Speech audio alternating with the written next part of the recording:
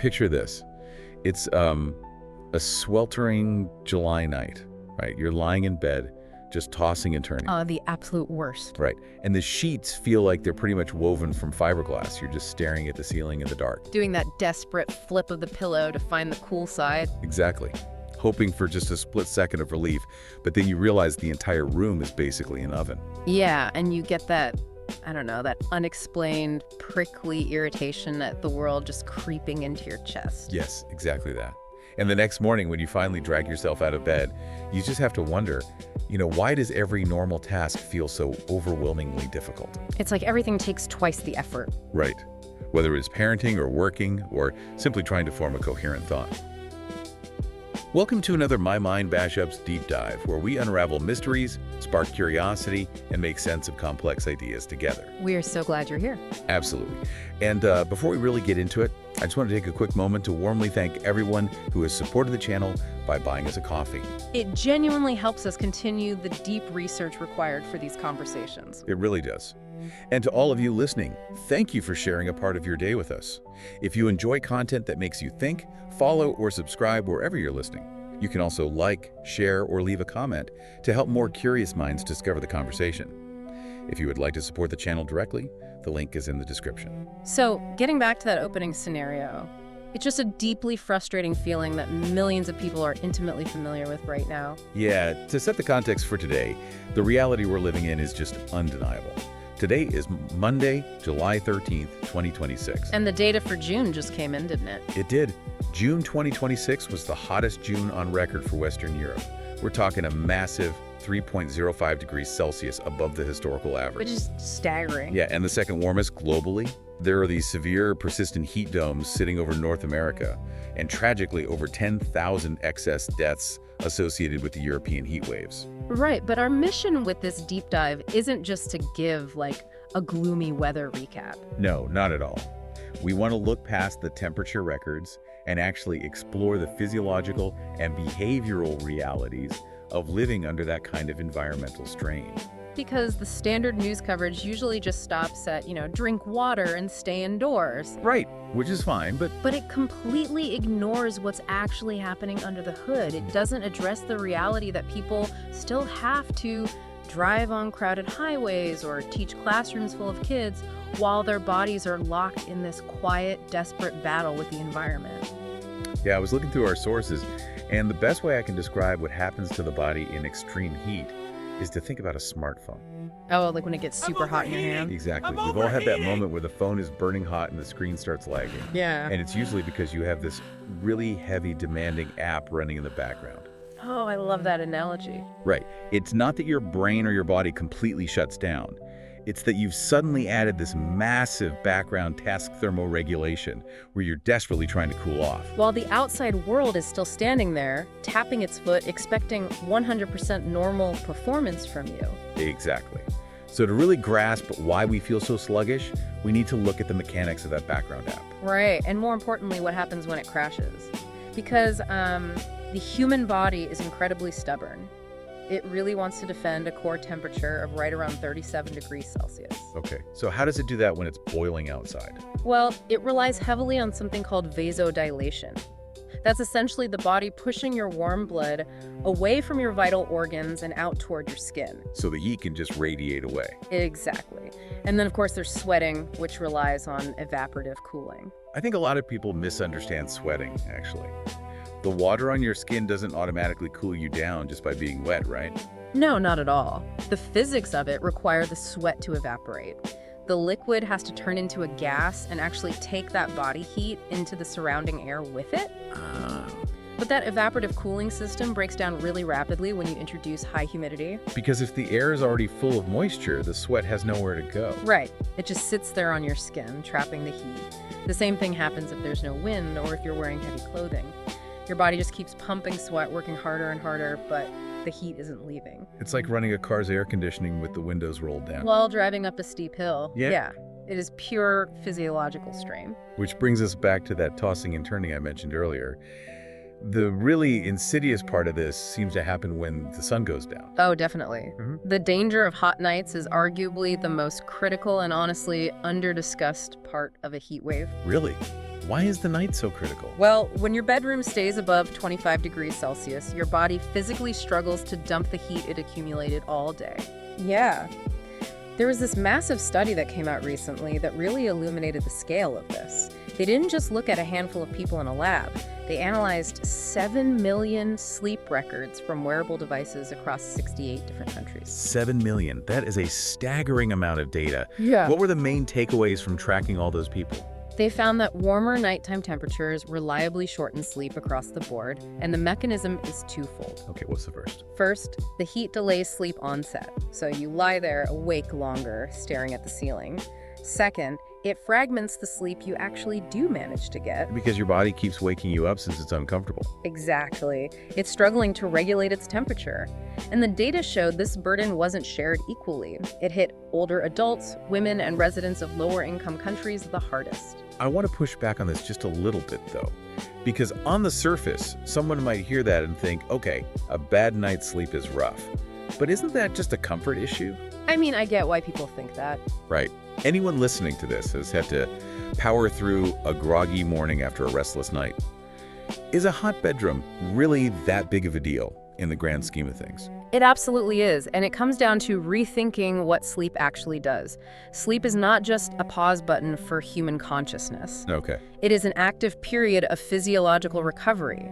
If we go back to your technology analogy, sleep is the brain's scheduled server maintenance window. Oh, that makes sense. It's when memories are consolidated, cellular repair happens, and metabolic waste is literally cleared out of the brain. Heat is essentially the rolling brownout that keeps kicking that vital maintenance process offline. Wow. So if you don't get that uninterrupted downtime, the biological debris from the previous day just isn't cleared out. Exactly. You are starting the next day operating with a severe deficit. So you finally drag yourself out of bed, but your smartphone battery is already starting the morning at like 60%. And that heavy background app trying to cool you down is still running, draining the battery even faster. You wake up to face the day with a fundamentally compromised cognitive system. So if we're waking up compromised, how much does that actually impact our performance? Are we talking about a little bit of brain fog? Or is it a measurable drop in how our minds function? Oh, it's highly measurable. There was a fascinating study done in 2016 looking at college dorms in Boston during a severe heat wave. Okay, so real-world conditions. Right. Not a sterile, climate-controlled lab. They followed healthy, young college students. Half lived in older buildings with no central AC, and the other half were in newer buildings with AC. And what happened during the heat wave? The students in the non-air-conditioned buildings showed a 4.1% to 13.4% reduction in working memory and processing speed compared to their peers in the cooled dorm. Wait, over 13%? That is a massive drop in cognitive processing. It really is. Think about what a 13% drop means in an office job. It means, missing the obvious flaw in a spreadsheet, or completely misreading the tone of an email and sending the wrong reply. Exactly, and these are young, healthy adults in the prime of their lives. Right. If that is what happens to college students, what happens to children trying to learn in school? The scaling effect on children is deeply concerning.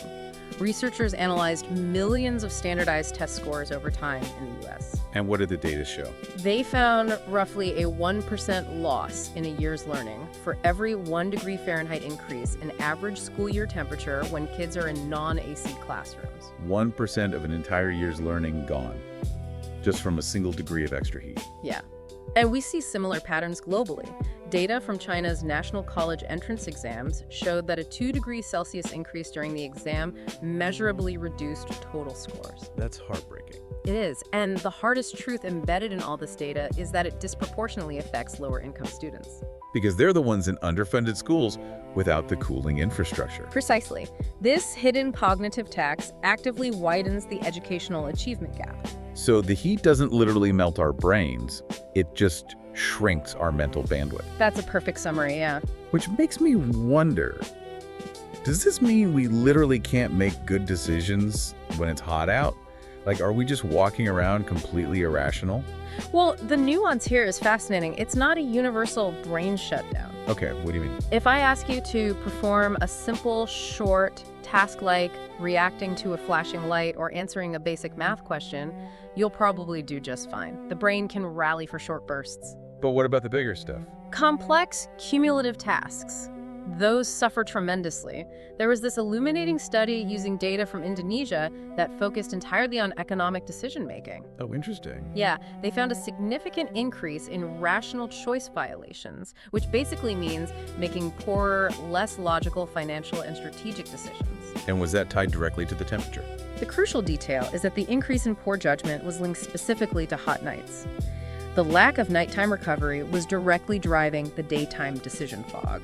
If this conversation is making you think, follow or subscribe so you don't miss the next My Mind MashUps deep dive.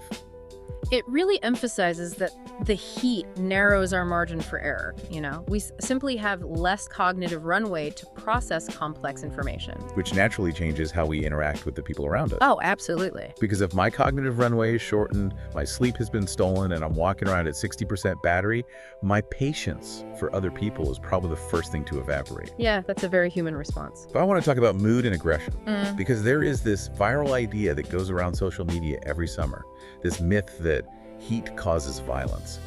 What does the actual data say about that? This is a vital area where we have to be incredibly careful with how we interpret data, because that viral myth drastically oversimplifies human behavior. It is absolutely true that heat increases general irritability. We definitely see spikes in mental health emergency room visits during prolonged heat waves, which shows a real psychological toll. Right. But when it comes to the idea that heat directly, biologically, causes violent crime, the evidence is incredibly weak. Really? Because you always hear those news reports saying that murder rates and violent crimes spike in July and August. You do hear that, and the seasonal increase in crime is a real statistical phenomenon. But correlation is not causation. Right. A very rigorous meta-analysis recently looked at 20 different studies exploring the relationship between temperature and homicide rates. And what was the verdict? They found that once they corrected for publication bias, which is the reality that journals love publishing sensational findings more than boring ones, and controlled for economic factors, there was no reliable direct effect of heat on homicide. Wow. The temperature alone was not turning people into criminals. Okay, I have to challenge this based on pure human experience. Go for it. Anyone listening to this has probably snapped at a partner, yelled at a kid for something minor, or lost their temper with a coworker when they are hot, sweaty, and miserable. Oh, sure. The irritation is palpable. How is that not the heat causing aggression? Because there's a crucial distinction between an internal state and an external action. Everyday irritability is very real. The discomfort creates a high baseline of irritation. Right. But turning that internal irritation into actual physical conflict requires what researchers might call social spark plugs. Social spark plugs. That paints a vivid picture.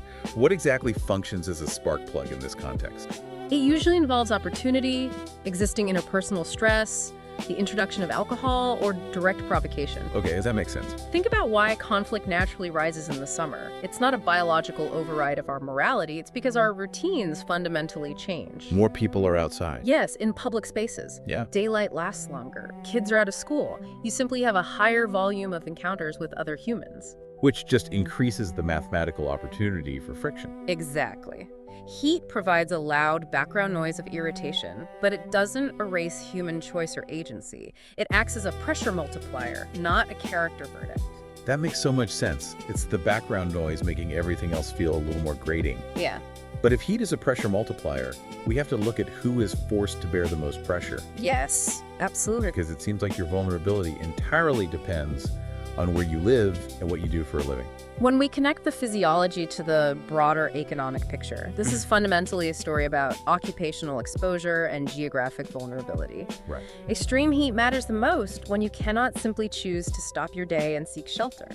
Yeah, if you're an agricultural worker or a delivery driver dropping off packages or a roofer carrying shingles, Yeah. you can't just pause the sun. You have to keep going. The toll on those workers is severe. The International Labor Organization tracks this data globally, and they report 30 to 60% productivity losses in heavily exposed sectors. 60%. That's wild. What about their safety? The safety data is alarming. U.S. records show that the risk of workplace injuries begins to rise sharply the moment the heat index crosses 90 degrees Fahrenheit. And we aren't just talking about people collapsing from heat stroke, right? No, we're talking about secondary injuries caused by that cognitive fog we discussed. Ah, right. It's a worker falling off a ladder, dropping heavy equipment, or making a critical mistake with a power tool because their mental bandwidth is completely exhausted. And so what are workplaces supposed to do? You obviously can't air condition an outdoor roofing job or a massive farm. This is where the science of physiological acclimatization comes in. There's a strict 7 to 14-day acclimatization rule that occupational safety institutes recommend. Meaning you have to get used to it slowly. Exactly. If you have a brand new worker or even an experienced one coming back from a vacation in a cooler climate, they should only do 20% of the normal workload on day 1. Oh wow, you have to literally train the body to adapt. Yes. Over a week or two, the body learns to start sweating earlier, the sweat becomes less salty to preserve electrolytes, and the heart pumps blood more efficiently. But it takes time. It takes time. And even if you survive the long shift and your body adapts, you eventually have to go home, which is where the built environment comes into play, doesn't it? The concept of the urban heat island. Yes. 2 people can live in the exact same city, hear the exact same official weather forecast, and live through 2 completely different thermal realities. Is it the neighborhoods? Right. It comes down to historical neighborhood design. Studies repeatedly show that low-income neighborhoods, often majority people of color neighborhoods, have about 15% less tree canopy cover than wealthier areas in the same city. 15% less shade. That is a massive difference when the midday sun is just beating down on the pavement. It translates directly to the surface temperatures you feel. Those neighborhoods frequently run 1.5 degrees Celsius hotter, sometimes much more. Because there's no evaporative cooling from the trees. Right, and the concrete acts like a giant thermal battery. It soaks up the heat all day and then just radiates it back into the surrounding apartments all night long. So let's connect the dots here. You work a 10-hour shift outside in the heat. Your cognitive bandwidth is drained. Yeah. You come back to a top-floor apartment in a neighborhood radiating heat. The bedroom stays well above 25 degrees, and you never get that server maintenance sleep. The compounding strain is devastating, and it turns incredibly dangerous, particularly for the elderly. Because their bodies are already less efficient at thermoregulation. Exactly. Looking at recent data, older adults over the age of 65 saw an 85% increase in heat-related mortality when you compare the early 2000s to the recent period of 2017 to 2021. That is genuinely heartbreaking. It makes me realize, we so often treat air conditioning in our culture like it's this luxury upgrade. We really do. We view it like having heated leather seats in a car. But for an elderly person living alone in a baking apartment or that roofer coming off a brutal summer shift, it's literal life support. They aren't choosing to sit in the heat. They are structurally trapped. Public health officials are urging us to reframe how we view cooling.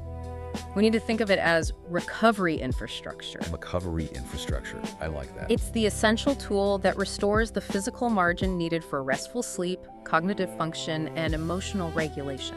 But if high electricity costs price a family out of turning the unit on, or if a neighborhood doesn't have public cooling centers that residents can easily walk, then entire communities are denied that fundamental recovery. So, having mapped out this entire whole body burden, from the stealthy sleep theft to the cognitive fog, all the way down to the structural inequalities of where trees are planted, what do we do with this information? What is the practical application for you, the listener, navigating a hotter world?